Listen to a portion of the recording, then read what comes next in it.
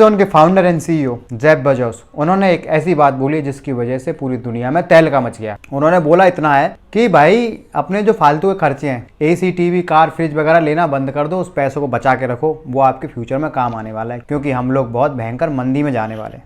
तो आज की इस वीडियो में हम जानेंगे क्या ये कितना फैक्ट है, मतलब एक बड़े आदमी, बड़े बिलियनर के कहने से क्या वाकई में रिसेशन आ सकता है, या उनका जो एक्सपेक्टेशन है वो क्या सही होगा। मेरा नाम है पारस। आज की वीडियो में हम समझते हैं। पहले तो आप मुझे ये बताइए कि रिसेशन क्या है। कोई इंसान है, कोई चीज़ है, कोई हथौड़ा है, क्या है, इससे डरना क्यों।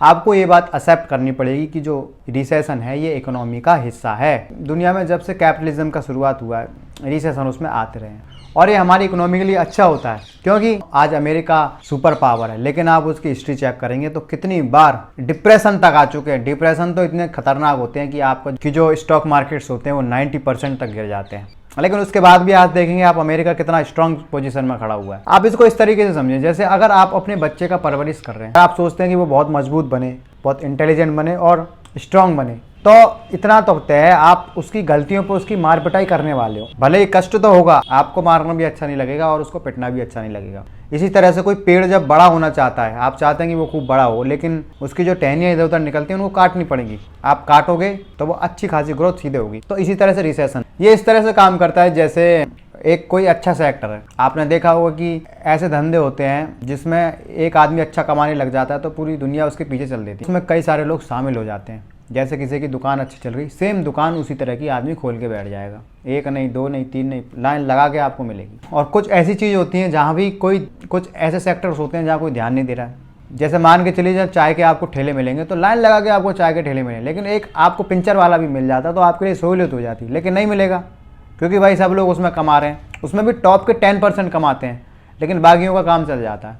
लेकिन जैसे ही रिसेशन आता है तो रिसेशन क्या करता है कि वो धंधा तो पट हो जाता है, क्योंकि ज़्यादा चलेगा ही नहीं, तो जो ऊपर के रह गए थे वो करेंगे। पर जो टॉप 10% थे उनका तो ठीक ठाक चलेगा, ख़त्म तो नहीं होंगे, लेकिन जो नीचे के थे 50% वो ख़त्म हो जाए। तो वो ख़त्म हो गए, वापस सर्वाइव नहीं कर सकते, तो वो ऐसा फील्ड चुनेंगे जहाँ पे उनको ग्रोथ मिल सकती है या जहाँ से वो कमा सकते हैं।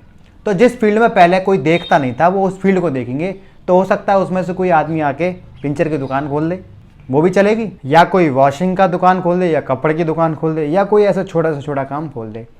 तो जो पहले टॉप 10% कमा रहे थे अब उतना ही पैसा ये भी कमाएंगे, तो एक बैलेंसिंग हो जाती है। तो ये एक तरह से आप समझते हैं गॉड का नियम है, इसको करना होना ही होना है। अबे यार ये 2-4 लोग बिलियनर क्या बन गए, इनके अंदर ये फीलिंग होती है कि अब हम ही उस पोजीशन पर टिके रह सकते हैं और कोई नहीं आ सकता है, हम पहुंच गए बस। तो तुम्हारे कहने से रिसेशन आएगा? अरे ऐसे ऐसे परिवार देखे मैंने जिनके घर में खाने को नहीं होता, लेकिन वो उठ खड़े होते हैं।